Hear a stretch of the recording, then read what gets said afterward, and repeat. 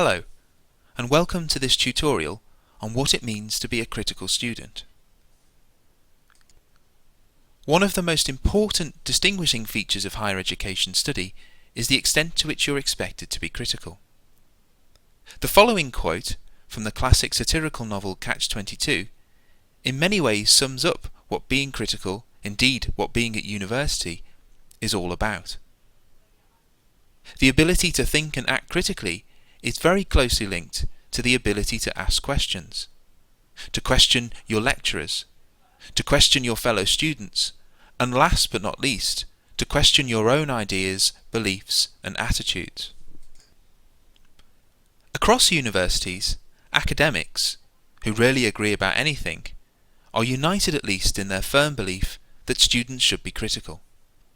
At this point, you might be entertaining the entirely reasonable assumption that, given such a collective strength of feeling, there must be a clear and consistent definition of what it actually means to be critical. Unfortunately, you'd be wrong.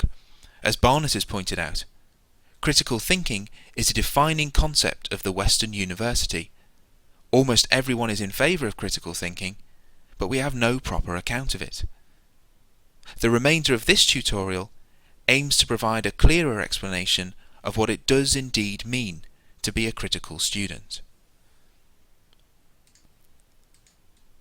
To help us illustrate what it means to be a critical student, we would like you to forget for a moment about studying textbooks and writing essays, and imagine instead that you're looking to rent or buy a new apartment. Early on in your search, you notice the following advert on an estate agent's website for a place within your price range.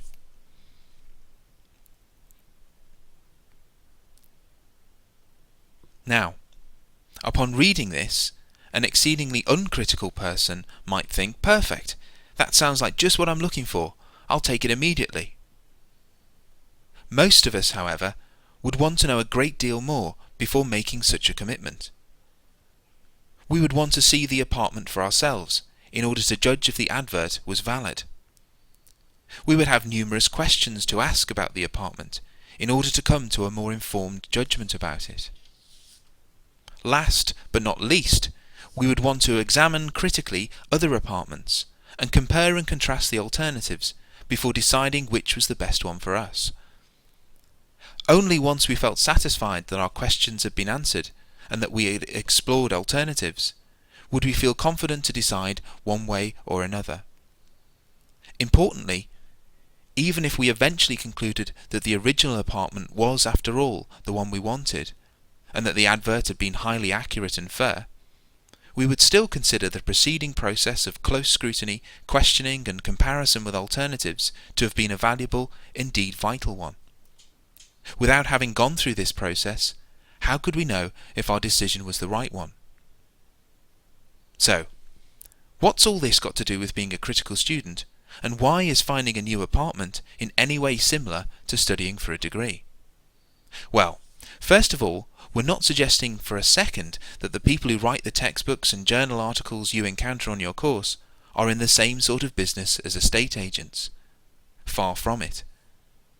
They are, however, in the business of persuasion and argument, and as such the material they write should be treated with a certain degree of caution together with a healthy, respectful scepticism. You should certainly not accept arguments without first scrutinizing and asking questions about them. And you should definitely reserve any judgments or conclusions until you've had a chance to properly examine and explore what others have to say on the same subject.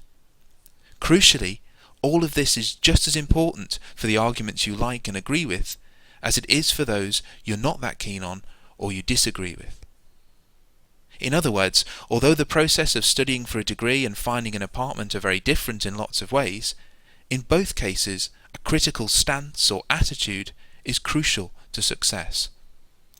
To summarise then, a student who adopts a critical stance or attitude to their subject is one who does the following things: maintains a healthy scepticism, even when it comes to ideas they like and agree with, does not accept arguments or ideas before first checking what the alternatives are, and finally, asks lots and lots of questions.